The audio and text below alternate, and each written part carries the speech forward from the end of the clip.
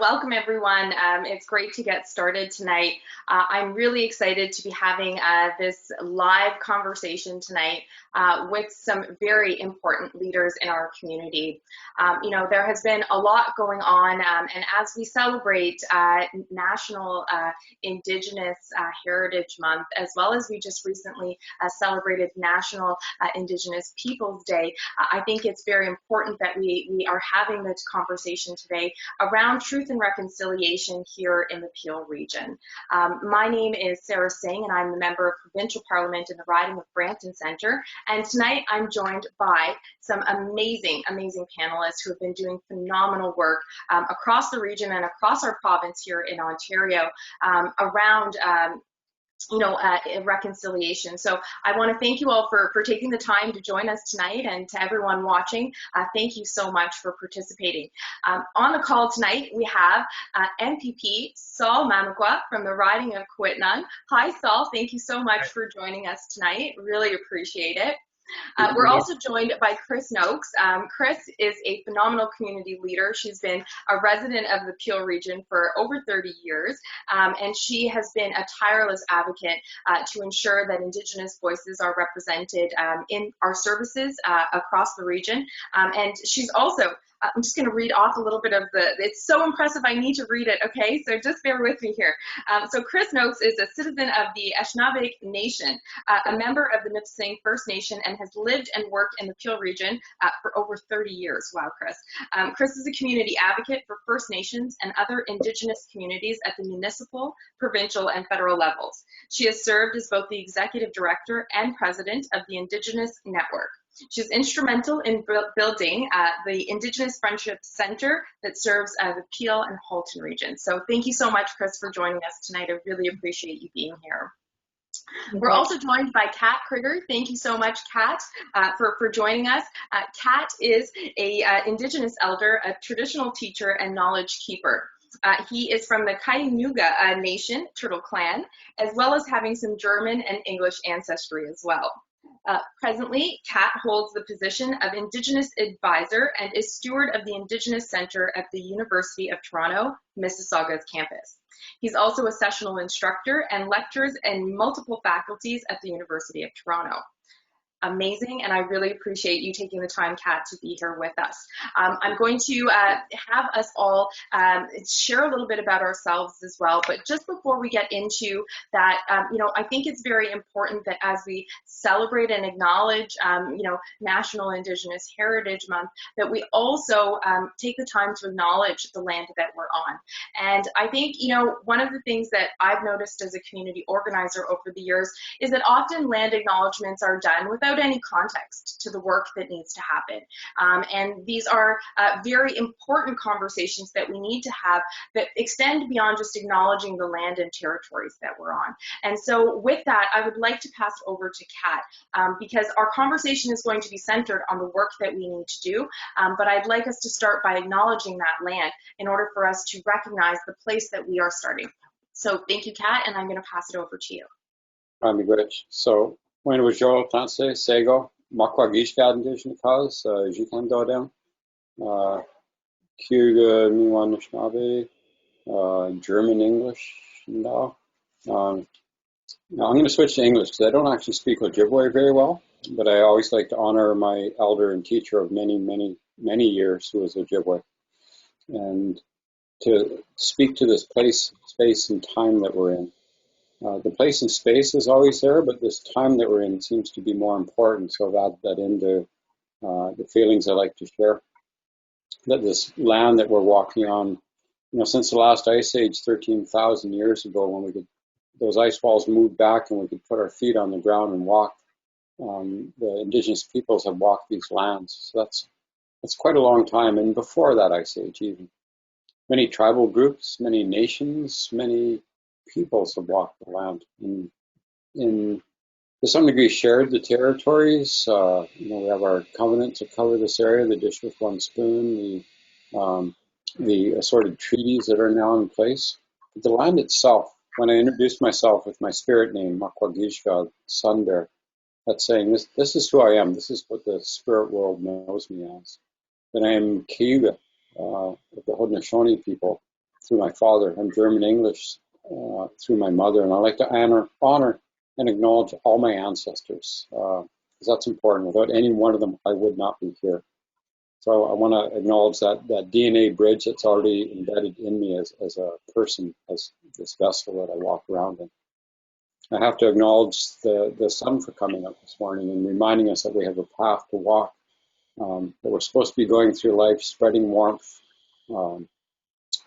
spreading light, and bringing life to everything around us. And this is implied in our walk through life. I acknowledge the moon for shining and being that beautiful, soft, silver light that it shares with the sun. And it's a symbiotic relationship that her face is always turned towards Mother Earth and always watching over us. And as well as that big water to the south of us, to acknowledge it. And the gift that appears to be intermittently bringing today a little bit of rain, off and on. And for myself, when I talk about the land, I always have to mention I have a pet peeve where I don't like to hear somebody saying, oh, it's bad weather, because that rain is essential for life, and it's reminding us, it's traveling all the way to touch us to remind us it is essential for life. And that is a gift of the women and is to be honored in that way, because this is where we all come from. This is what we depend on for our life.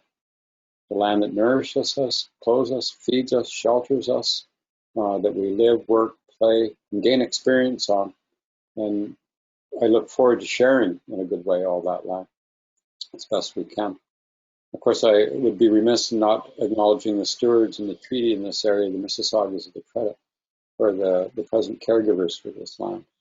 And that's to give gratitude that we can be here in this space to share all these things.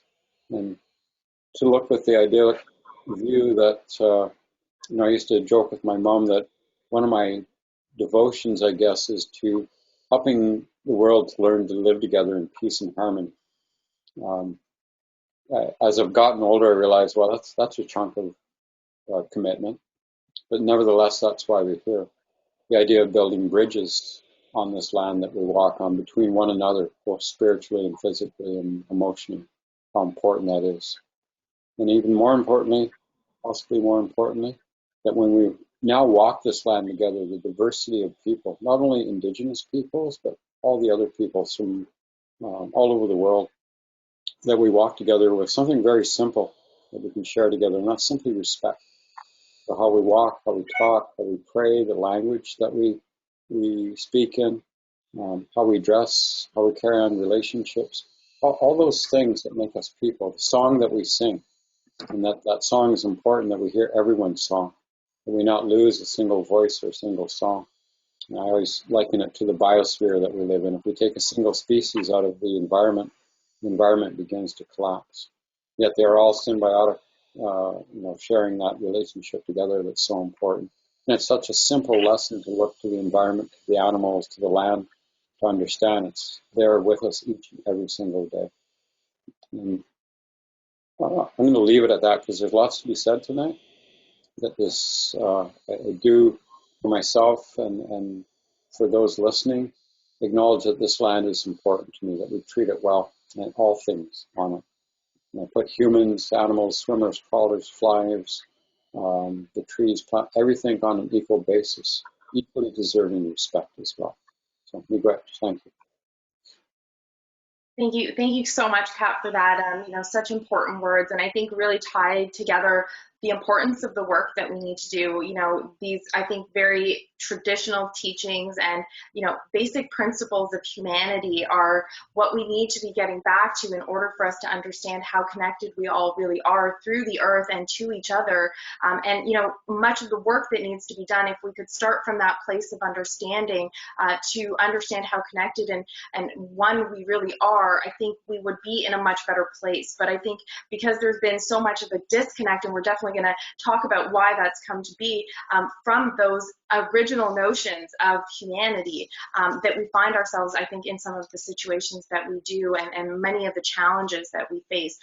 For First Nations and Indigenous communities, we can't ignore the history here in this great nation of Canada and how it was built. And acknowledging the land is about understanding that history and understanding who were the original keepers of this land and our connection to it. By starting there, we can then start to unpack how we have come here as settlers and changed the landscape and impacted the very place we now call home.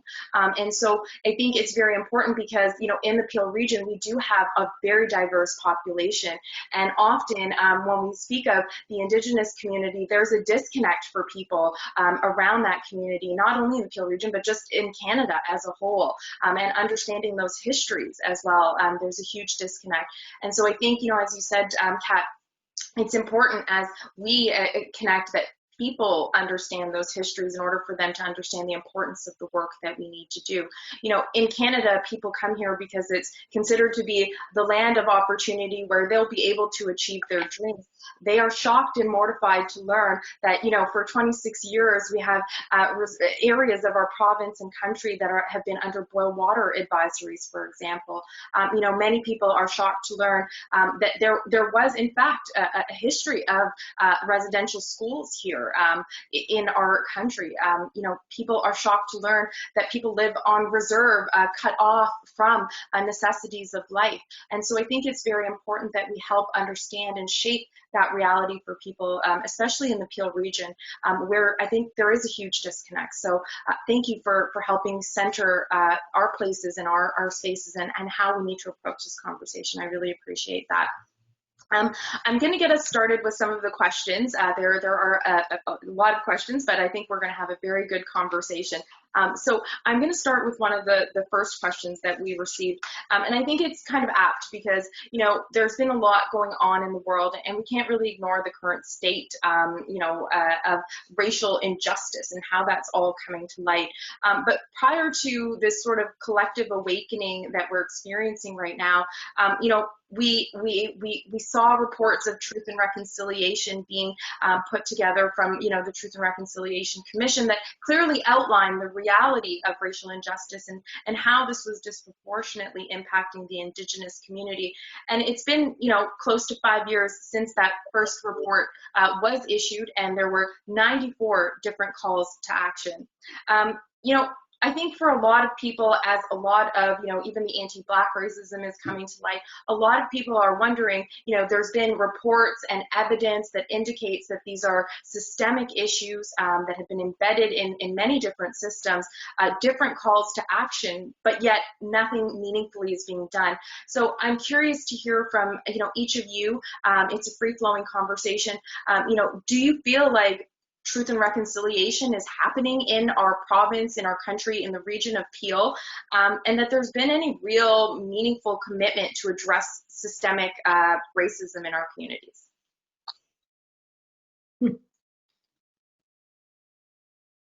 I could start off. I think as far as where we've come with Truth and Reconciliation, I don't think we've come too far. I think that there's bits and pieces that have been done, but from my experiences, working with municipalities, working within organizations, I find that there is a lot of talk, a lot of people that talk about action, but they aren't actually putting those words into action. So, or there's a lot of people at the ground level making great opportunities for change. And then as it goes up to approval through those people with power, it usually gets, you know, that's where the obstacle happens. So I really believe that a change has to come from the top of organizations. It has to come from our leaders. It has to come from our politicians. And we have to make, you know, people have to make that general commitment to change. And that hasn't been happening so far. I mean, we've had so many reports, not just the TRC, we've had the broken trust from Jerry McNeely, we've had the report from the missing and murdered Indigenous women. You know, there's been so many reports. Why today in 2020, after all these reports, we still have to try to explain to people how important change is? I mean, it just simply shouldn't be happening. And we have been talking about this through generations, you know, of our change makers trying to make changes for hundreds of years. So we shouldn't be in this place right now, absolutely. And reconciliation is going to mean something different to everyone, individually and to organizations. Absolutely. I think that's been one of the sort of, you know, fundamental concerns for a lot of people when we talk about addressing these systemic problems. You know, Kris, as we pointed out, there's been reports that clearly indicate the evidence, the data is there. You know, folks don't need to be studied any further for us to understand how this has been embedded within, you know, whether that's education, whether that's policing, whether that's justice, corrections. Disproportionately, we know that the Indigenous community has been negatively impacted. And so why folks are still waiting for any meaningful change to take place is really disheartening. And I think it really makes people wonder whether there will actually be any meaningful change that takes place. You know, and I know for many of us, you know, we're navigating what are very colonial systems, and they are put in place to continue to, you know, perpetuate certain forms of oppression. And you know, we see that here. And it's very difficult to actually get meaningful work done when you have leaders, for example, who don't want to acknowledge that within different elements of society, systemic racism is present. It's going to be very difficult to actually have that political will to address it. And I think for us as New Democrats, that's been a lot of the work we've been doing, is really making sure that, you know, we acknowledge that it's happening. We need to be moving past just acknowledging the realities. We need to be calling for action to be taking place. Sol, do you want to maybe share a little bit about some of the work that you've been doing that really, you know, puts a call to action, not just about acknowledging as a report does, but actually taking those next steps to create the systemic and policy changes that we need to see? Certainly, thanks for having me here, and also thank you for the question. I know in the provincial context, in the provincial legislature, and I know being First Nations, being Indigenous person who grew up in a First Nation community, and trying to deal with the on-reserve federal funding issues that we have, like whether it's a lack of proper education funding, whether it's a lack of access to clean drinking water on reserve. It's very difficult for, you know, for the province to say, you know, okay, we'll help you build a water treatment plant. It's difficult because they just don't have the, again, what you said, Sarah, the political will to do it. Even though, you know, where I come from, the treaty I come from is Treaty Number 9, and where Treaty Number 9 is the only numbered treaty out of 1 to 11 that Ontario is a signatory of, and they treat us as stakeholders, not partners. So that's an issue in itself, and so that's one of the things. Like I got, I think about maybe 31 First Nations in my community, and 24 of them are flying communities. So when you're trying to speak for this, for the communities in that sense, when I try to come to the, you know, this government, it's difficult to kind of, you know, because they won't funding anything on reserve, you know, whether it's a school, whether it's a water treatment plant, whether it's a hospital. So it's, there's no, when we talk about reconciliation, you know, to them is that the non-funding, that's their, like they have, like, it's almost like the reconciliation with this government does not exist. It has no meaning. Those are just words. Those are just empty words because they consistently say no. That's a federal responsibility, and you know, like it, you know, it's almost like that. We're a different Ontario. We're a different Canada to be able to address those things. Like, you know, I have one community that's been on 26 years of boil water advisory, and then you know, those things cost what, 12 to 15 million dollars to create those, and you know, there's just no political will, and I don't think the governments are even close to, you know, reaching the 94 calls to action that were in place 5 years ago, and it's already been just 5 years anniversary, and you know, like you know, in this day and age, you know, it's 2020, it's Ontario, it's Canada, it's not good the way governments treat us. It's almost as if, you know, we're, I don't know, like it's almost like we're in a fourth world.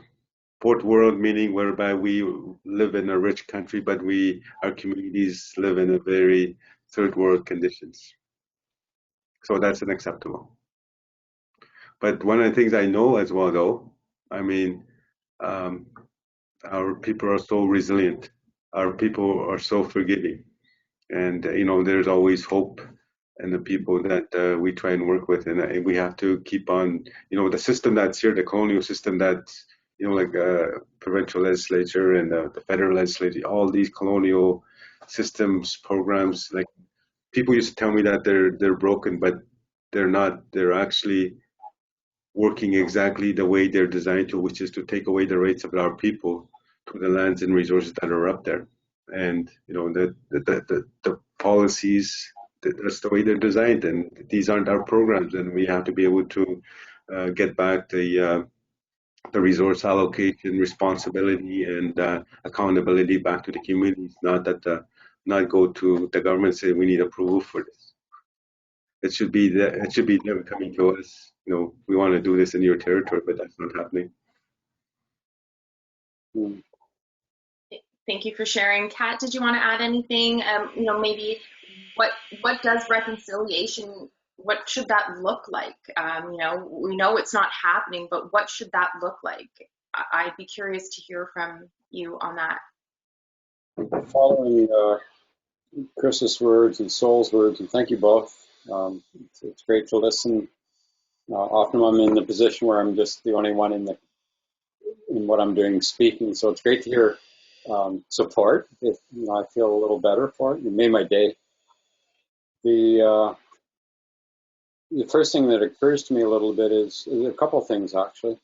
One is, although coming from that Indigenous DNA where we're kind of the oppressed ones, we're still approaching the oppressor saying, hey, here's a way to make things better. And the embodiment of the truth and reconciliation is, here's 94 different ways you could make things better. So we're still bringing that forward with what is a good mind to work towards reconciliation. And I was taught when I was little, if you did something wrong, you apologized and made up for it. The person you did something wrong to wasn't the person that was supposed to come up to you and say, would you please apologize? Would you please fix it? Would you please do something better? There was that idea that you took the ownership of what you'd done wrong and fixed it. I think there should be 95 calls to action. One's missing. And that is really simply that you need to respond to the other 94. So maybe there's one missing.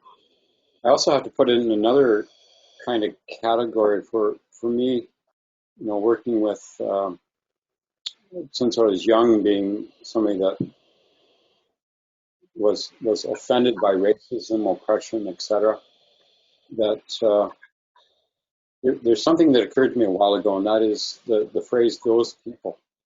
And I don't want to use those people to describe the entire government, because there are some wonderful people, yourselves included, for instance, who are doing good and stepping forward and saying this needs to happen. And not everybody's kind of following in those footsteps along that good path. But when there's an awakening, I find this even as humans, when one person wakes up, maybe you're out camping, the people around you start to wake up. And I think that's important too, that the others start to wake up or respond to wake up, rather than pulling their sleeping bag over their head and just waiting for breakfast to be served. Whether that breakfast is education or healthcare or whatever, that everyone needs to take a little bit of action. But I wanted to be really clear in every group. I find nice people, and I find people that maybe need to wake up a little bit more.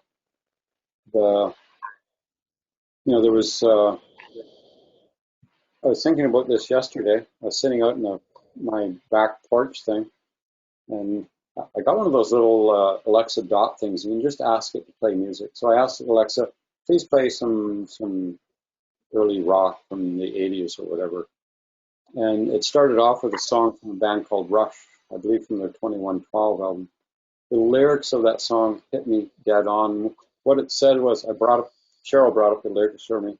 And it says something interesting. And the men who hold high places must be the ones to start to mold a new reality closer to the heart. That has stuck with me, echoing in my mind like one of those songs that keep repeating. And I realize how important that is in our present place, space, and time. Having said that, I do see evidence of change.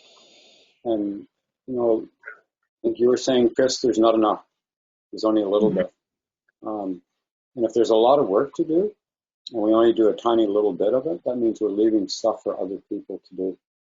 And again, sometimes the onus falls back on us as Indigenous people to come back again and say, hey, pick up the work, do this. Boil water advisory. So I was talking to some of my students a while ago, and they went, well, you have a boil water advisory, but at least you can boil water. As picture yourself living on a far northern reserve, and you have to boil water. Do you know what it costs to actually boil water? How long does it take to boil water for a family? If you can't afford to heat your home, fuel your snowmobile so you can go hunting, or even have electricity in some of these places. If you have to cut firewood, how do you boil water? And that fundamental impact of that statement really hit some of them, because some of them had been out on the land doing land-based learning with me. And one of their jobs was to boil a pot of water so they could cook eggs in it. And it was interesting how many times it took and how long, how much effort collecting the firewood. This thing that we're going through, this reconciliation, requires experience of those who are being asked to respond to the calls to action, to cut that wood, to heat that water, actually bring it to a boil so it's doing something for us. So there's a lot of metaphors spinning around there. But the idea is, I do see things happen. Given the number of requests myself personally, I get requests from corporate, from government, from not-for-profit to engage in training, etc. And in some places that's taken up. Other places I'm not sure if it just lands on a shelf.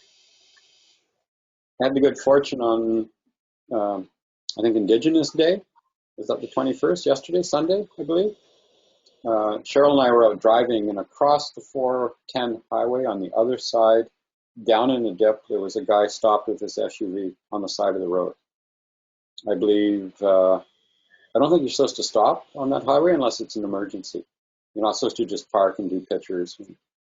What I did see in front of the SUV was a huge turtle. And being Turtle Clan, I thought, poor turtle, it needs help. And this guy was standing looking at the turtle, so we zipped up, went on another ramp, came all the way back down. By the time we got there was an OPP officer. Lights going, the standard little offset a bit to protect the other car. And we pulled up, and I jumped out of the car. This is a turtle on Heritage Day, on the solstice, trying to cross the road, being helped. And just pointed out, I saw the turtle, I'm Indigenous, I'm Turtle Clan, I can't not stop. Her only comment was, got your flashers on? I went, yeah. And she goes, I'm good with that. And she had slash-proof gloves on. There was this attempt to save this turtle. I've had more experience, I guess, pulling turtles off the road. They can be dangerous. But it was really interesting that we together saved that turtle, got it back off the road.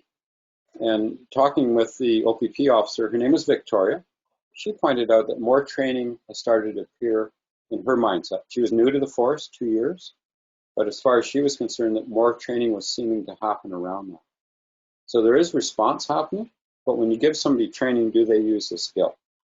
I'll leave it at that for a moment. That 95th cat call to action.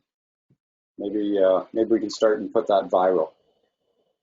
I think you should start the hashtag cat, and we'll definitely keep it moving, because I think that's been what is missing is the actual action on those 94 recommendations. So appreciate that. And, I think it's so beautiful to hear the story of you stopping to, make sure that the turtle could cross safely. I think that's such an important part. But also, that you got to interact and have those conversations around potential training that might be taking place. I think education and awareness is so important. But at the end of the day, if we're not going to put that education and training into practice in the interactions that we have. It is just another sort of training exercise or report that we had to read through without any call to action. And so that brings me to the next question, is around actual education. And, right now in the Peel District School Board, things are quite heated for a number of different reasons. And, when we think of the power of education as a tool to help, bring awareness and help, create the next generation of change makers who are going to understand the history, but then start to do the work that needs to happen. Do you think that our school boards have the resources to actually carry out any meaningful work around, truth and reconciliation, Indigenous education? I'll just add that, I know for us, one of the biggest challenges with this Conservative government was we saw lots of cuts to education and various programs that would actually help increase access and change curriculum. The Indigenous writing curriculum, for example, was cut. So again, we're really struggling a bit with making sure that boards and resources and educators have the tools that they need to actually have these conversations. So I personally don't know if we do have the resources at the school boards, but I would definitely be curious to hear from each of you. First, maybe let's start at the local school board level. Kris, do you feel that our board is equipped to actually even have the conversations around reconciliation and truth? Well, for many years I sat on the Peel Public School Board when my children went to the Peel Public Schools. And there is a lot of resources within the school board. There are many First Nations, Métis, teachers that are there. And a lot of times they're not supported in the way they should be supported. They have great ideas, they bring forth great initiatives, and a lot of times they're just not given that support internally. So again, those things have been shared because they know it's a safe place to share them, but they don't feel that it's a safe place for them to share their concerns, their wants and their needs within the school board. So, there has been great changes. My son, who is an adult, went through the school board, the system. I myself went to Meadowvale Secondary School in Peel when I moved down from my community into Mississauga. I'm not going to say what year, but I didn't learn about me. I am a high school dropout. I left school because I did not feel that school was a place for me, and the education, it was not a comfortable place for me. So I did leave. No, my son as well, he didn't see himself reflected, within the education system. However, my daughter, who is still in elementary school, just in Hamilton here, she was able to, she actually taught her class, about our medicines and about, smudging and ceremony. I made medicine bags with students. So they did some things. We went in and we went through their books in the library and made sure that they had proper resources in the library for students to learn. So there are, some individual schools doing some great work. And there's some people inside that school board doing some great work. But again, we also have to make sure that there's supports for those Indigenous teachers and, employees and staff within the school board, that they have support, along with the families and parents, where their children go there. Because everybody needs to have a voice. Children need to feel that they're represented there. And there's so many different ways we can do that. And they have to be open for discussion about that. Thank you for sharing. I think, it's great to see, individuals really rising up and taking on the mantle of sort of educating others. It's really great to hear that, your daughter was helping to make medicine packs. I think that's so important because, it's traditional knowledge and teaching that is so fundamental, and that isn't necessarily embedded in the curriculum. And I think that's where part of the issue really stems, is that, these teachings can be embedded in the curriculum, so that it isn't just, upon one individual to educate their class, but it's something that everyone has access to. And I think we need to be moving in that direction. But thank you for sharing that story. I think, with mom like you, I can only imagine how powerful your daughter is. So, Sol, do you want to share maybe a little bit about sort of what we can be doing in education from a provincial perspective, and then Kat, maybe you can share what you're doing at the secondary level as well.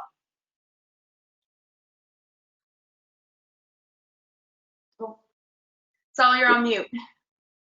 Sorry.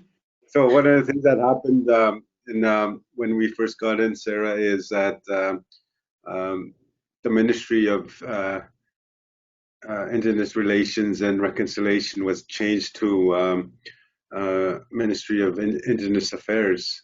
So they pretty much went MIA from MIR, I guess. And it's and the second thing that they did is cut Indigenous curriculum writing sessions that were supposed to happen that summer.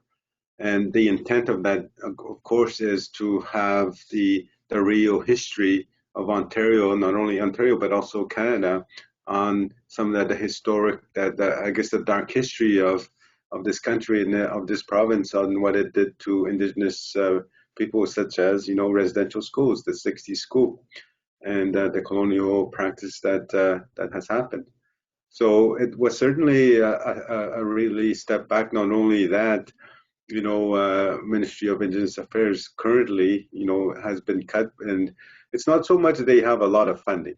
It's just more of they have more of the coordination role of all the ministries, and because for myself as a critic for Indigenous issues,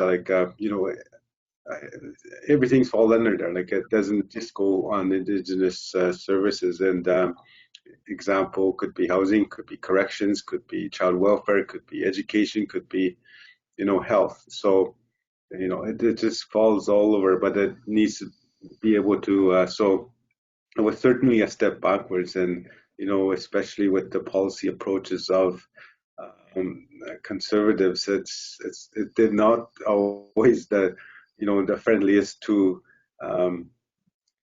the rural people with their policy approaches. And I think and that's kind of like when I can tie, I guess, the approaches to how they describe reconciliation, the non-actions or whatnot, to systemic racism.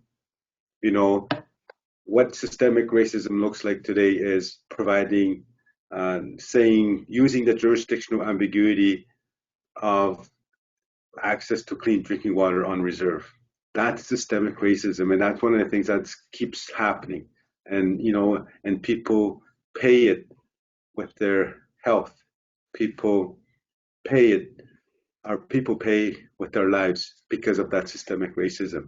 And sometimes we need to call up both levels of government to be able to respond to those. And I think the time is now, just because of what's happening with our brothers in south of the border, and what's happened across with the Indigenous people being shot by the RCMP. And that's what systemic racism looks like, and we need to change that. And I think it's, again, the change makers are the young ones, the young people that are, standing up against against that type of systemic racism and racism, period. Thank you, Sol. And I think, it's education that is the tool that's going to help shape the minds of the next generation. And so when we see, Indigenous curriculum writing being canceled, where that would be embedding, this history for the general population, not just a select group of people, into our curriculum to understand that history and then start from a place of recognizing it and then moving forward to address those issues. And when we take that away, it takes away the acknowledgement of that history as well. And I think that's very important. And for often, many people, Kris, as you pointed out, when you were going to school in Meadowville, I personally went to school, Peel District graduate as well. And I don't ever remember having these very in-depth conversations about what was happening, about colonization, about our history here in Canada. And it really wasn't until I got to the post-secondary level. And for many people, that is where they start to, take the select course that helps to shed light on the history. And sort of the doors are swung wide open into that dark past. And, you know, Kat, as, you know, a professor, I'm sure often you're seeing that light bulb go off for many students in your class when you're recounting that history. The land exercise that you did is brilliant, right? Because for many people here in suburbia, we don't worry about turning on the tap. Water is going to flow for us. But until we had to maybe go outside and cut down that wood and try to boil that water, would we understand what that reality on a reserve looks like? So I would be very curious to hear from you about the role, you know, post-secondary education also plays in helping to work towards reconciliation. Oh, you are also on mute. Gotta love technology. Yeah, that makes me a muted cat, I guess. So just to clarify, I do not carry the title of professor with the academic institution. However, maybe some of that stems right back to the, you know, the systemic racism that was when I was in high school at the start of the 70s. I can remember being told by my counselor, thinking I would like to go to university, but being told that at that time I was just an Indian kid, and maybe I should set my goals on something in construction or maybe some factory work, because I wasn't seen as somebody that maybe could achieve that. So that really diverted my path in education, and talk about feeling not wanted in the system. I can't say that was the overall opinion of everybody in that school, but the people in power sometimes, again, have that directional ability. And Kris, like you were saying, not feeling like you fit in, it's bad enough not feeling like you fit in just a group of friends, but feeling like you don't fit in the entire structure, the entire institution is even more difficult. And, you know, when I, over the years, and again, I'm not here in the context of somebody from the university speaking, I'd like to make that clear, but over the years of interacting with students, there was a time when, oh, do you know what residential school was met with a blank stare. That has changed, which says something to what's happening in the schools. And thank you, Kris, and your daughter for bringing that to the school or being part of that whole change. I think it includes, or the requirement is to include personal commitment. Your story, Kris, underscores that personal commitment on yourself, which you've instilled in your child, says not just Kris anymore, it's Kris and daughter working towards this. And that just can go up exponentially. Might have to be a few years before you're a grandmother, but that will be carried on. Sorry. So there is a growth happening. There's something, you know, trying to build on nothing is difficult. People show up at an imaginary post-secondary institution with no previous knowledge, no previous understanding, then the work is being passed to another institution. In either case, there's something that's required. It's a big problem, and I find on this planet, no matter what it is, if it's a big problem, it requires big dollars to fix.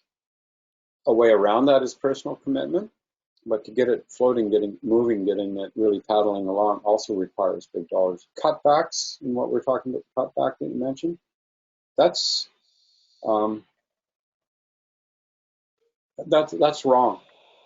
You know, I'm brought to mind of being a little kid and hearing, "Don't tease the cat," meaning the actual quadruplet. Being almost given something and then having cutbacks take it away is like teasing someone, and that's not nice. No matter how it's done or why it's done, I recognize realities of financial commitments on a big scale, but that just has to change. If you say, I want to change something, you know it requires money, then that has to be part of the commitment. And that is one of the things that drives a lot of stuff or underscores a lot of stuff. The more youth coming out of school with the encouragement and the guidance like Kris was talking about, the more the demand for a particular component of education in this place, in this venue that we're talking about, this example, that's understanding our history, understanding the dark times, understanding what was residential school, which is basically underscoring there was a state of oppression. There is absolutely no honor in being an oppressor or being part of that group. There's no honor in that at all. But also it changes something, and it changes something that almost financial based thing. And I can remember talking about this where, our capitalism economy used to run on something called supply and demand. You supplied something, you created a demand for it. And everybody went, oh, okay, I saw that advertised, I will buy it. That's supply and demand in its most fundamental of senses. What we're trying to structure right now is the reverse of that. And that is almost the reverse of that capitalism concept of that colonialized capitalism concept that we've been indoctrinated to accept. The reverse of that is demand driving supply. We demand this product. We demand this education. We demand this reconciliation. And the more people that say, we want this, as we build allyship, as we build bridges, then there is a requirement to meet with supply what is the demand. And that's my hope for the education system. And I see it happening. The fact that I've been on the planet more than 60 years and I'm just seeing it happen is disconcerting. However, it is happening. So I have that little positive thing going on all the time. Maybe because, listening to Rush 2112 back in the 80s or something, or whenever it was, 70s, I guess. But I think there is a bigger demand happening. And the bigger the demand, the more voices, there is a requirement for action. People are not accepting that action is not taken anymore. That 95th call to action will become the driving force, maybe. That's when youth want something, they can be very consistent. Even if it's just something I want, mommy, I want this, I want that. But there's certainly an inclusion in things that are good for you, that make you feel better, that are an emotional, offer emotional stability, support. And that, as we instill that in youth, will become the foundation of much of this relationship building. But you can't build a bridge from only one foundation. You build a bridge into the middle of nowhere and there's no other foundation waiting with strength and integrity, then that bridge will collapse. There's no ifs, ands, and buts about that. So that offering of, we would like these calls to action, that is reflected, I think, by the more and more students. And I do work in the secondary level as well, aside from my other job. I met a young woman a while ago who talked about treaties. She wants to do a treaty workshop. She wants to have this as part of their Indigenous student support group. She's from India? Yeah, I believe she's from India. I said, oh, is there focuses? There's something that really intrigues you that you're curious about? And she gave me a long lecture about her interest and knowledge of treaties and why it's so important, and why is it important to her, and why she wants to do these workshops on treaties. Her knowledge of treaties was incredible. I couldn't keep up with it. And at one point I said, you're pretty awesome at this. Like, you've done a lot of studying. She goes, well, I started this like 3 years ago. And quick math, because she's in grade 9, puts her in grade 6, encountering this in the classroom from someone who was Indigenous. It's sparking interest in her picking that up and working with it. Now it's spreading out throughout her school, and she's a driving force behind that. Sometimes one person can influence that change and be an ally. And when people see something good, that demand thing just goes up more. So that's my little cat rant for the moment.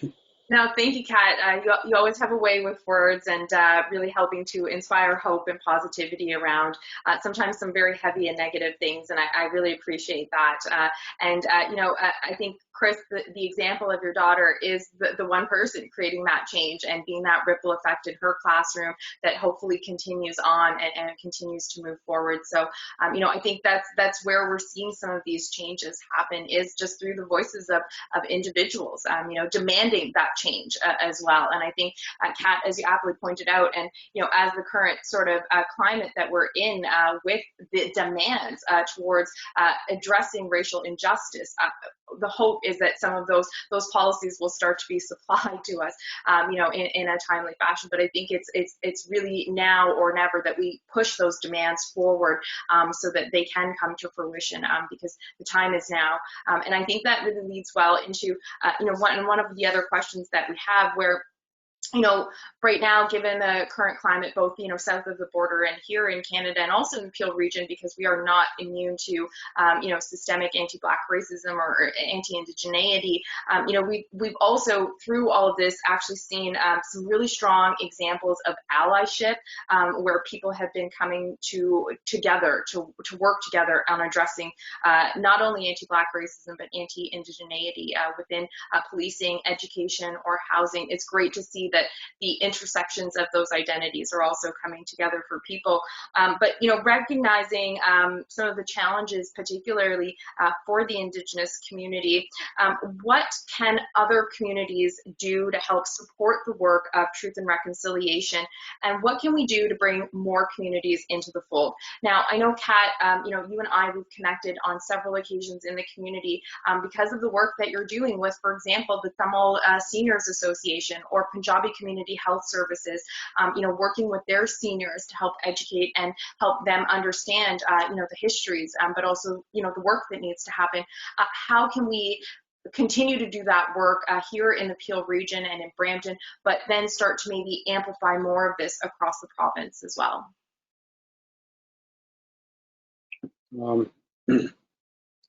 You're right. There's two things I see in why that's happening with myself and my wife as well, where we are interested, we are fascinated, I'm looking for a better word here. The concept of intercultural is important. As an intercultural couple, that's really important. It would be a completely dysfunctional relationship. And extending that out into the community is often by invitation. That's that second little bit, that very important thing. It is by invitation. The ones inviting have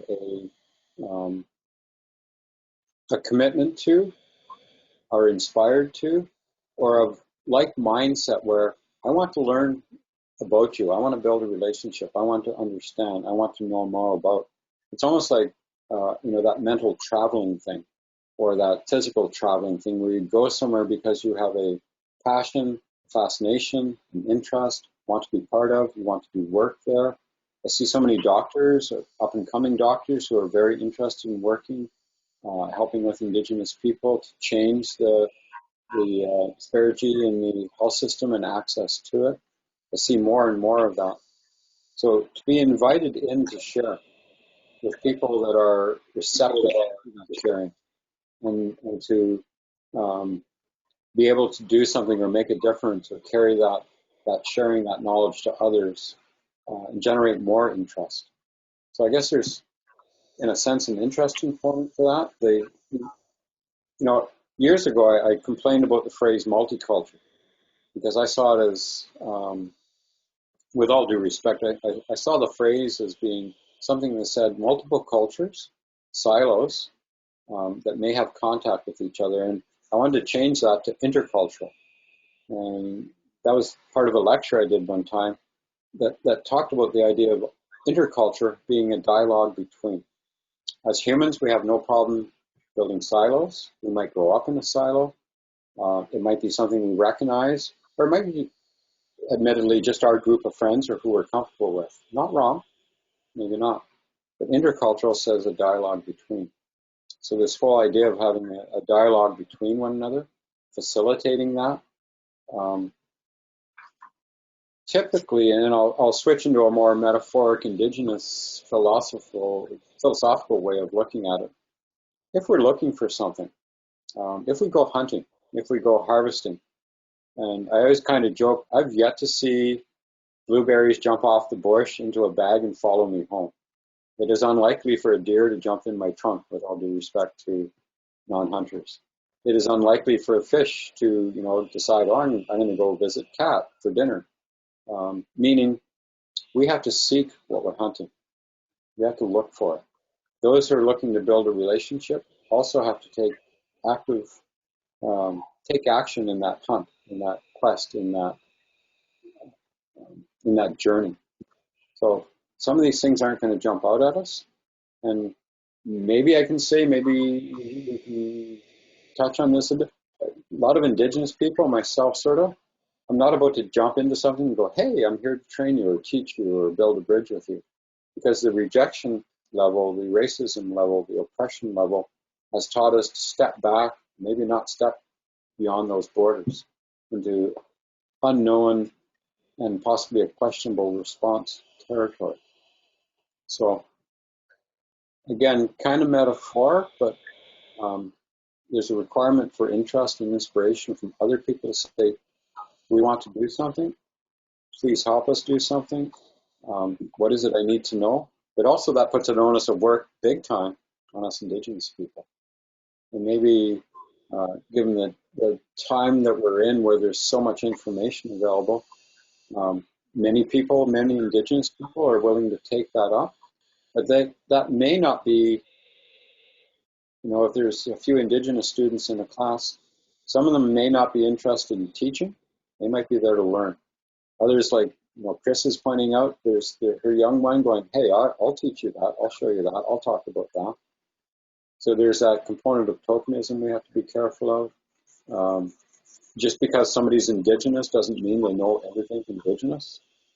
My wife is Scottish. I get to see her in a kilt or playing bagpipes or making haggis. Yet if we're Indigenous, we're supposed to know everything spiritual, everything traditional. So there's that component. Didn't really want to dwell on it that long, but maybe before I get too far off track, maybe I'll leave it at that. So I want to hear the others' words as well. Thank you for sharing, Kat. And I think it's important that we acknowledge that it isn't just Indigenous people's responsibility to do this work. And I think, it's really important that we do help build those bridges, but do it in a meaningful way. So I really appreciate what you've shared. Kris, I know much of your work in the community has been about, creating allyships and helping to build those bridges. Maybe you can share some of those challenges that you faced in building those bridges and how important it is now more than ever that we continue to try to strive towards achieving those allyships. Well, absolutely. Championing change cannot solely rest on our shoulders. And take, for example, there's a lot of call-outs of changing names, whether it's changing names of streets, schools, cities even. For example, the school that my daughter went to in the region of Peel was called Settlers Green. So, interesting when I had pointed that out and people said, well, we never ever thought of how a First Nations person would think of a school called Settlers Green. And it did have a beautiful green park, but they never thought about what we would have thought about that name. So until you start talking about those things, you start educating people, you start having those conversations, and even about a school name. Next year, in 2 years, my daughter goes to Ryerson. So not the college here in Hamilton, we have a middle school called Ryerson. So my daughter immediately knows what that means. She knows who that person was and how that person relates to a residential school system. But yet, I bet you if she talked to people at the school and parents at the school, they wouldn't have even thought of how that name relates, to us as First Nations. So I think part of that is being out there, talking, having that voice, and then also standing beside people who have the voice already and sharing that space with them to help amplify our voices and help share in that commitment. There are a lot of people with a genuine want, to help us. But the help should be alongside of us. They should be with us. We should be working together to have those conversations and working together to make those changes. There's some amazing people doing amazing work. I've seen great partnerships, come within the community, and they keep getting stronger and stronger every year. I know Kat talked about there's a lot of communities doing great work with the friendship centers, and they really there's a lot of calls. There's always calls for you to come out. And in fact, for some people doing that volunteer work, it can become exhausting because there are just so many calls for people to share and learn knowledge and learn about their responsibilities. People do want to know. But then there's also the other half, and sometimes, that can become, like I spoke again about the responsibility of people and the people that are the change, that can facilitate the change, and how they have to have that general interest to do it. But, it can't rest on our shoulders, and it's our partnership, and it's a community. Many of our community also have heritage from other communities, and those communities are also underrepresented, in spaces, and have the same wants and needs as we do. So it's very important that we have those relationships, we stand alongside each other, and we work towards, a better future together. Thank you, Kris. I think, I think we all have to work together to have a better future for each other, and that's the only way it's going to be possible. Sol, did you have anything that you wanted to add? Certainly, when we talk about allyship and here in Ontario and anywhere, I guess, in life, one of the things I do, like when I'm at Queen's Park, and I share truth-telling stories about what's happening in our communities, whether it's positive, whether it's negative. And sometimes people don't know what's happening in our communities. Like if somebody's sitting, like a non-Indigenous person, like elderly person that's sitting in somewhere in her living room in Mississauga about the boiled water advisories, they're unaware. And I think sometimes, when we share those stories, the truth-telling stories of the history of what's going on today, and people just have to listen. People just have to believe us, and I think that's a critical part. And I mean, some of the systems that are there, I think, we just need humanity back into the process. Like, I mean, we're all equal. We're all same people, and it's just sometimes the systems that are there treats people differently, and because maybe the color of skin, maybe the background of where you live, and like I know as First Nations, the systems that are there, they treat us differently, and but I think, but I know also that we've been here for thousands of years, and I don't know what it is. We will continue to be here, like we've been here thousands of years, continue to be here, and we are here today. So I don't know, what's the problem? What's the problem with working at this? What's the problem in kind of getting us at the table to make decisions for ourselves, not the government's making decisions for us on how we should move forward in our communities.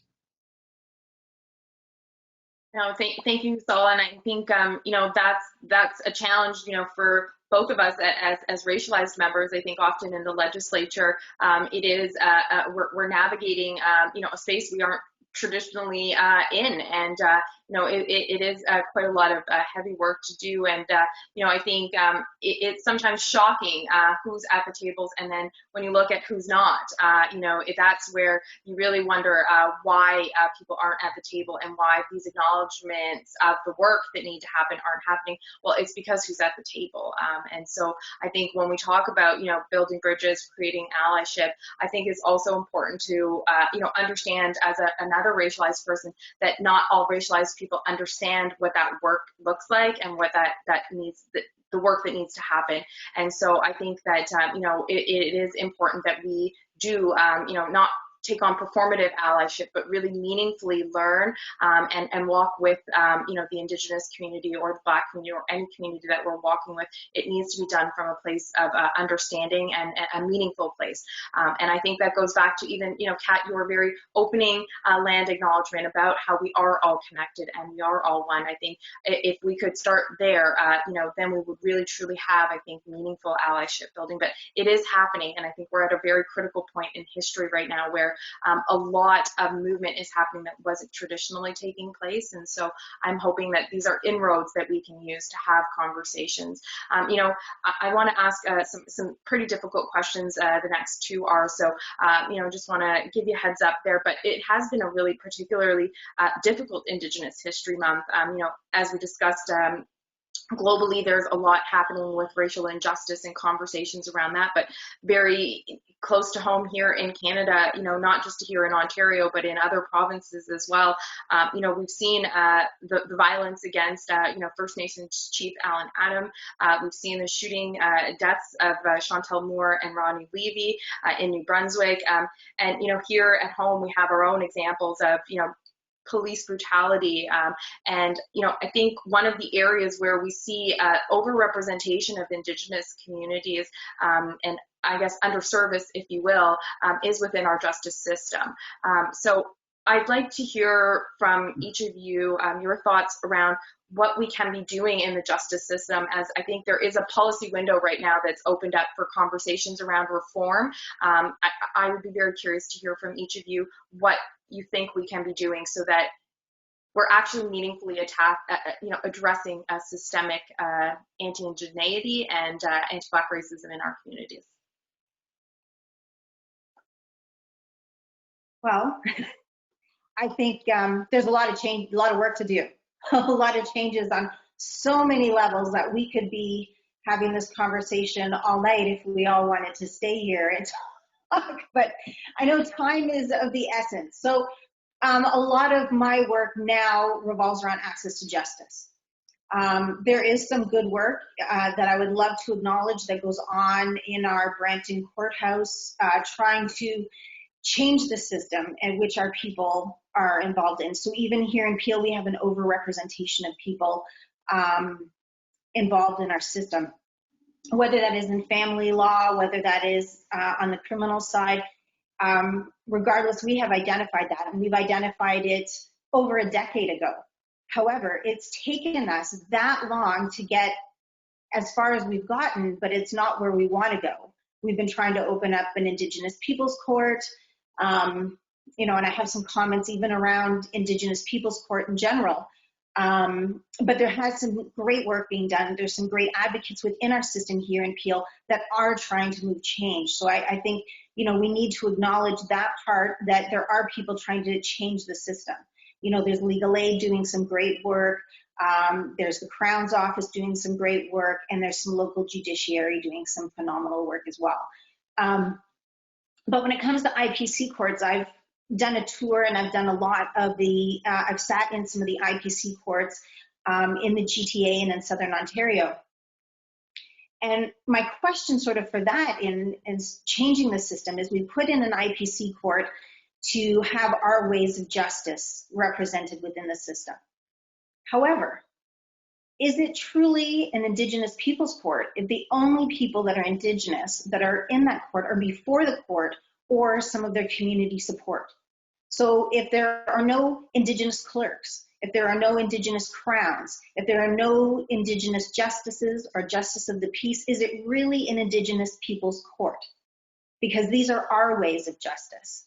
So, you know, there are some things moving forward, but are we really doing them with, you know, the utmost respect for the community and with the utmost genuine want to make change? So, you know, there's certain things that are being done, but are they fully done? And I can tell you from doing the work that I do that there are people qualified to fill those positions. So we do have the people to have full representation within the courts, and representation matters, you know, not only there on those levels, but in so many different spaces, you know, and we talked about representation saving lives. It really does. It brings in our perspective, it brings in our experiences, our shared knowledge into those systems that yes, aren't made for us. They were never made for us. So, you know, I think that, you know, there's some great work being done, but we need support from other people as well. We shouldn't have been fighting, you know, for over a decade to have these changes done. You know, so when you talk about supports within the justice system to support the community, funding always gets cut. It keeps getting cut. The services are there, but you put the services there because they're needs, but it's being funded with piecemeal, and sometimes we can't hire, people can't get hired because there is not the proper salary in order to, fund that position, or, the supports that are needed within that position, especially around wellness, around mental health, around addictions. So we have to sort of look at that whole system sort of in a circle of care. So really a way we're thinking of it is it's not just a justice system, it's the responsibility, it's the care of the community, sort of, so we can wrap, our people, together with care. And I think there's some great work being done, but we're just sort of scratching the surface of it. And that's important to talk about, how the truth and reconciliation, how we really haven't come that far. There's so many obstacles. We have so far to go. And there's so much money spent fighting us as well. I know at the provincial level, you may have heard of the Huron-Robson Treaty going through the court system and the millions of dollars that is spent fighting us to ratify, that treaty and that agreement, which is a treaty that I'm from. So, there's so many ways that we can make changes. I know personally there's some good changes coming at the federal level. We've been given a clear mandate to make these changes. So I feel really good and very hopeful about, some of the changes. I can't really talk about them, but that are coming, and people will see them. And I think people will be very happy with the changes coming, but to know that there's a lot going on behind the scenes as well, that people aren't always aware of those changes being made. We have so far to go still, so far to go. Thank you for sharing, Kris. Looking forward to learning more about what those changes will be, but I think, we do have a long way to go. And so maybe you can talk a little bit about some of the changes that we need to see within our justice system, and some of the experiences that you have at a provincial level, and then we'll go to Kat for a little bit of a local lens. Last year, that was in April. Last year, I visited Thunder Bay Jail. That was April 2019, and then August 2019, I visited the Kenora Jail. And what I've seen in there is, I think it was at least 95% of Indigenous people in the Kenora Jail, and there was around maybe 85% in the Thunder Bay Jail. And it's the first time I've ever visited a jail, and I was very surprised where I knew people that I didn't know were there, where people were glad to see me just because I spoke the language, and because they spoke the same dialect, and I think when we talk about the justice system, and I spoke earlier about how these systems are not ours, and these are colonial systems, and they're again, they're intended to take away the rights of our people to the lands and the resources. When I think about a justice system, I think about policing, I think about corrections, I think about the court system, and access to lawyers, and that's all the justice system, and I know it's not working. And I remember talking to this I think it was from Fort Francis Youth Correctional Center, and he had been involved in about 30 years in the correctional side of the youth correction side. And he's one of the things that he said to me, this was about 2 weeks ago, he said it's all about 60 to 80% of people that are here, that come through here, do not belong in jail. All they need is go to a healing lodge, and I think that's kind of like for us that needs to happen.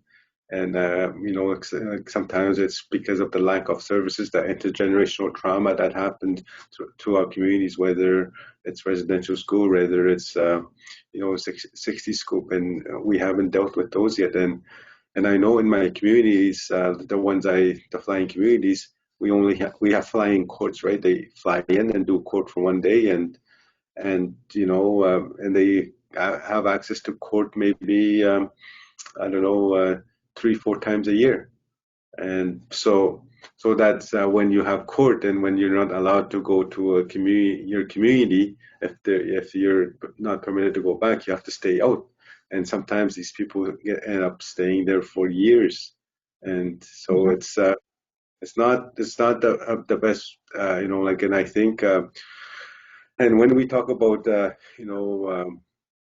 police services, the police violence, and our people getting shot as well. And I know I was up in last week, not this past weekend, but 2 weekends ago, I was up in the Kenora area where a First Nations police service, I did a ride along, and they had 25 communities that they served, driving communities, and which most of them had long distances to drive, and they had 7 officers. And like, it's already underfunded, then I see people making comments about like that, how they need to kind of start checking upstream, putting resources upstream, and rather than putting towards police services. But that's another conversation itself. But like when I thought about that, it just didn't make sense when we're already underfunded as Indigenous police services. And then I think that's those are the discussions that we need to have. And we have, like, again, I spoke about resource allocation, which is basically funding. I spoke about accountability and responsibility. Those are the 3 things we need to give back to Indigenous communities, to our people, so they can take care of themselves, rather than, the injustice system, I guess, you can call it. That's what it is, essentially. Thank you for that, Sol. I think the injustice system, that was very clever. So thank you, Kat. I'm going to pass it over to you because I think Sol, you touched on some of the upstream work that we need to be, services that we need to be investing in. Mental health, culturally appropriate services, I think, are really important. And I know for us in the Peel region, that is a huge challenge. And so I'd be curious to hear, Kat, how do those culturally appropriate services, really connect with access to justice? They are very connected in my perspective, but I'd love to hear from you, Kat. Yeah, I remember to unmute my mic. A few things occurred to me while I'm listening to Sol and Kris talking, and the one thing that pops to mind right off is racism is quite the block to connecting. And that block to connecting interferes with the justice system. And I was intrigued with what you were saying, Kris, about the idea of the Crown, the Justice, the advisors, etc., all being Indigenous. And it made me think, I wonder what would somebody from a different culture would feel like if they went into the courtroom and everyone sitting at the bench, on the upper bench, I'll call it, the clerks, everybody was Indigenous, the police officers, etc., etc. Would they feel comfortable? I'm going to say right off, possibly not. And that would be an experience that would underscore that discomfort of even walking in the room, let alone looking for what would occur, happen, or be decided within that room. It would certainly be impactful. So you put a little vision in my mind. That would be an interesting thing. And I guess moving forward in the justice system, it's almost a backwards thing where learning what is learned can interfere with what we're trying to teach people as a culture. And there's a requirement to unlearn some stuff, to open some space, open some memory space or some iCloud brain space for some new things to be downloaded, some improved things. What do they call that when you upgrade an app or something? There's a word for it, I forget. Upgrading the firmware in the justice system, which means we have to erase some stuff and reinstall some new protocols. And that can be time consuming, but I think it might be necessary. There was a concept I like to think, or maybe it's my understanding of a philosophical way of dealing with this in the Indigenous culture, and I can't speak for all our cultures, the idea of peacekeeping rather than enforcing. And that idea of peacekeeping in some of the Anishinaabe, Ojibwe, I think Bear Clan were, that was part of the Bear Clan thing where you were a peacekeeper, that you work towards the idea of keeping peace. as opposed to enforcing something. It's hard to enforce things. To maintain something that's already in place is a beautiful thing. Maybe there needs to be a look at that. And having done some work in the in places of incarceration, I ran into the same thing where you see all kinds of people who are Indigenous. I feel sad saying that at that time in my life, the place where I could go where the most Indigenous people would be was to a place of incarceration.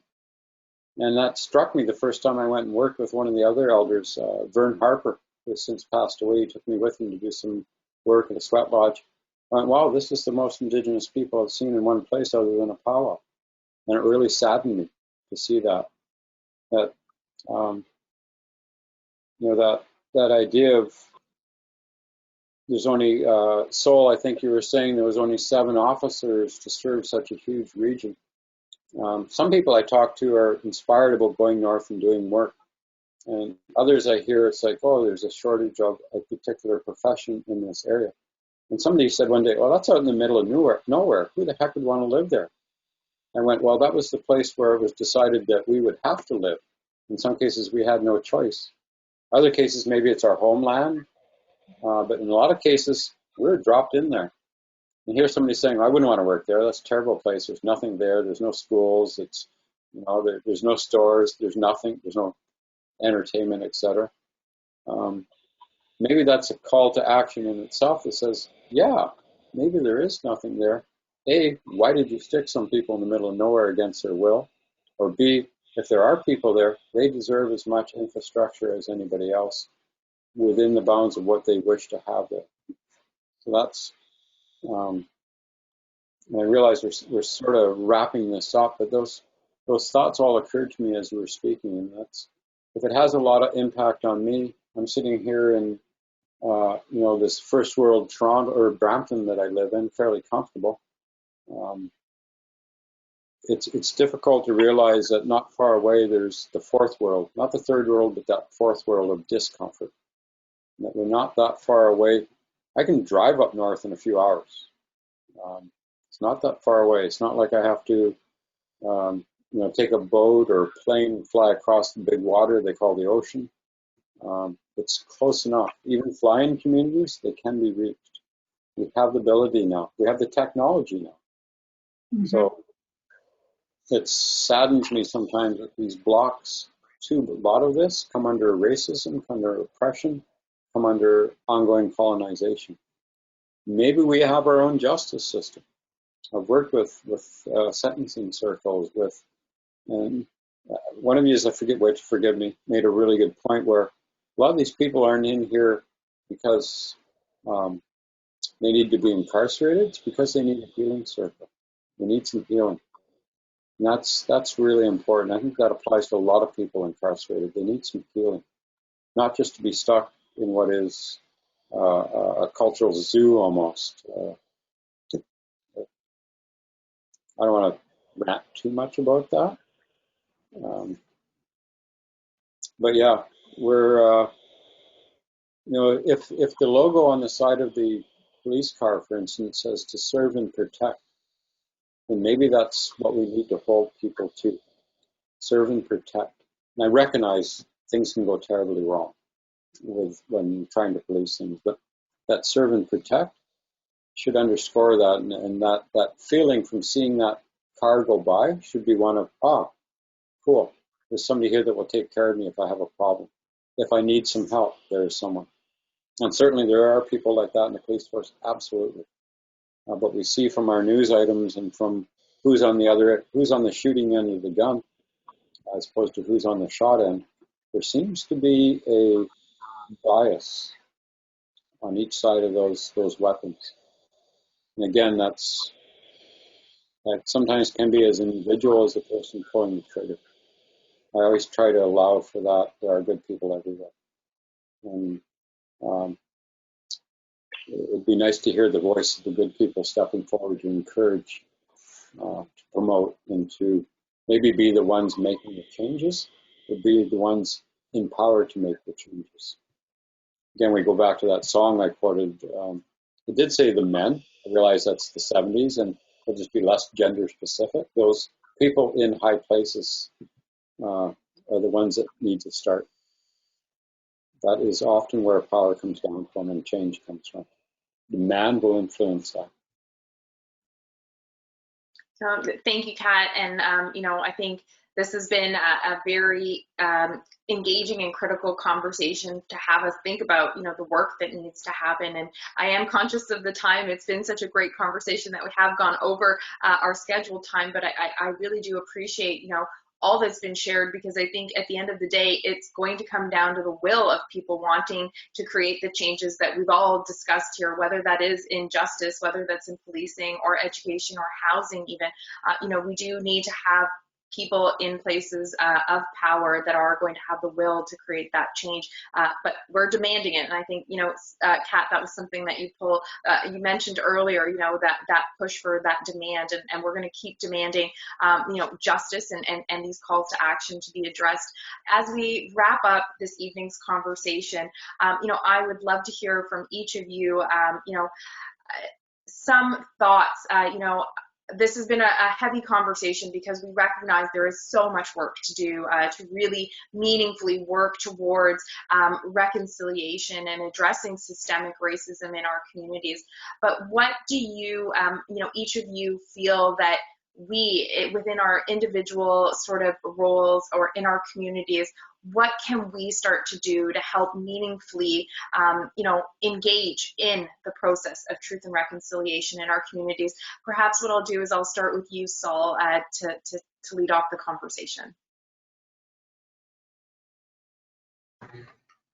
Okay, certainly I know, I think the question I ask myself is, how do we move towards the betterment of First Nations people across, the province, across Canada? And I know when I first came to Queen's Park, and I knew it was a very colonial structure. I knew that it's not a system that was built for us up north or even First Nations people. And so I struggled with that. But I think, if I can change the trajectory of thinking of the people that make legislation or that make change in this place, and I think if I can change it a little bit, whether it's 5 degrees, whether it's 7 degrees, I don't expect a 180 or a 90-degree change, but I think if I can, over the period of 4 years, where my term is, if I can do that, at least I think I would have made change. But one of the things I struggle with too is every time I walk to work, there's a statue that's standing in front of, Queen's Park, of Sir John A. Macdonald, and then that people don't understand the history and how he was an architect on how to kill the Indian and the child. Not only that, when we talk about residential schools, and I think whether it's and that's why the education needs to happen. That's why how do we start having those conversations, those hard discussions on what it does to people? He was a great people refer him as a great leaders of this country, but there are other things that dark history that people don't know about, and where do we go on that? And I think I'm not sure. Do we break down that structure of he's one of the colonial structures that has an impact of thousands of people that have died across the country because of the systemic racism or the colonialism that was implemented across Canada. So I think to have those conversations, those hard discussions of racism, and I think being an ally is calling out the racism if you see it happening in front of you. Thank you so much. Kat, maybe I'll throw it over to you. Thanks, Sarah. I just got a few thoughts to share on that, and mindful of time. I guess one of the things about time is, maybe we speak for an hour and a bit, and that's actually not very long, 1 or 2 hours of talking about this compared to 400 years. And I think maybe there's a pretty small ask out of this for people to listen for an hour and a half. That's out of 400 years. That's not much to ask, but I realize that there is a lot of voices. And maybe I'll close off simply by saying that, and this, I've said this before, that we are not born racist, prejudiced, bigoted, oppressors. We're not born that way. This is not how we come into this place we call Earth. And I'm speaking of all cultures. So it creeps me out that somebody has to teach children to be that way. And maybe there's a requirement to say and hold to some degree responsible who is teaching them that. Who is it that teaches children that show up in our schools with that built-in prejudice, racist, bigotry? What is that closed-minded concept? I'm reminded of a quote from Mark Twain. I don't remember it exactly, but he said something to the effect that travel is terminal to bigotry, racism, and prejudice. And then adds on at the end that more people should travel. And he doesn't necessarily mean place to place. He means up in here and up in here. And when I saw that quote a while back, I remember reading that when I was young and going, yeah, that's really important. So morph that into the concept of building bridges, building relationships. That we either need to travel with our heart, with our mind, or with our physical selves. Again, that idea of who is teaching our youth to progress into that, whether they become enforcers or judges or workers or whatever we become. Who teaches them that? That creeps me out as an educator. But also, just that idea that on this planet that we live on, yeah, there is a big problem with racism. And I know one of my students got back to me with a quote one time because I said in one of the classes in one of the high schools that they were talking about causes of death. And it was a medical discussion. I chimed in with the number one cause of death on this planet is racism. Follow that through wars, through everything that's always happened. And I can't give you stats on that, but the metaphor is there. The idea is that we need to eliminate both who is teaching our youth to be that way, doesn't matter what culture we're from, and the idea of the changing the outcomes, the results, the problems that brings to this whole planet. And I think that's a good start. Notice I said start. So thank you. Thank you, Kat. Thank you for sharing that. And I wish we could continue this conversation. And as I said, looking forward to doing this again, because there are so many elements that we weren't even able to touch upon today in the conversation and really drill down into. So hoping that we can continue this conversation. And viewers, definitely email us any questions you might have for future conversations. With that, I'm going to pass it over to Kris. With some final thoughts, Kris, please.